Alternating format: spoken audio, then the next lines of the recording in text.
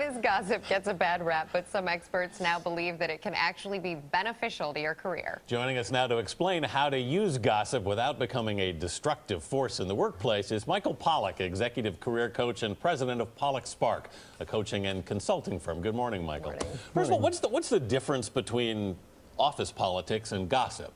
Well, office politics is probably about getting ahead in your job, about power plays, about a career advancement, and gossip is much broader than that. Well, gossip can be very useful. Very. It's a part of it. It's an important part of it. From a very young age, though, we're taught not to gossip, don't talk about other people behind their back. Sell me on this idea of how it can actually work. I know, it's funny, isn't it? Everybody says, no, I don't gossip. No, gossip is bad. Everybody gossips. We all gossip. It gets a terrible rap. We're social animals. We need to know what's going on around us. That's what I think this is about. I think, when you work in an office, it's a society, it's a group of people, often it's teams, you're working together, there's alpha dogs, there's the people who know what's going on. You could sit alone in your cubicle and never talk to anybody, but then you would probably get left behind. You would not advance your career. You would probably not get funding for your projects. You'd probably not get the support you need. So I think that gossip, benign gossip, somebody said to me, it should be delicious, not malicious. Not malicious.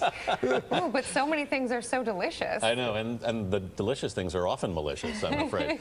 That is a very fine line. But so you're saying ultimately, in the right perspective, it's beneficial. I think it can be beneficial. I think it's about learning who you can trust. You trickle it out gently. Maybe you trickle out a very trivial thing, and you see, does somebody respond to you? Do they have the same sense of humor as you? Can you bond with them? Do they give you something back? That's a two-way thing. With that getting something back, what are you looking for specifically? Well, that's very interesting. I think if it's just the gossip, the non-office politics stuff, you're looking for a relationship. You're looking for a bond. You're looking for understanding. Who around you can you trust? Who around you is an ally? Who can be a friend?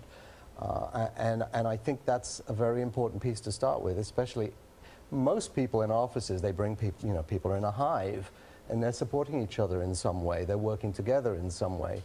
And let's be honest, it's just like the world. Who can you trust? Who's on your side? Who can you bring to your side? Who do you share common interests with? Well, what if you become part of the gossip and you don't particularly like being part of the gossip? Well, what do you do? Yeah, then I think you have to address it. Then you have to figure out what it is, who's saying.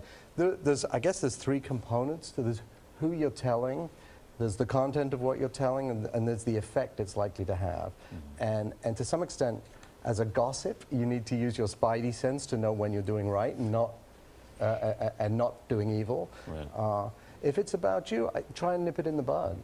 Or I think you have to. I was talking to somebody yesterday, an attorney at a big law firm. I said, so how about gossip in your firm? He said, oh, I don't hold with it at all. I don't do any of that stuff. But it's a big grin, but sometimes they're talking about me. Michael Pollock, thank you. Appreciate it.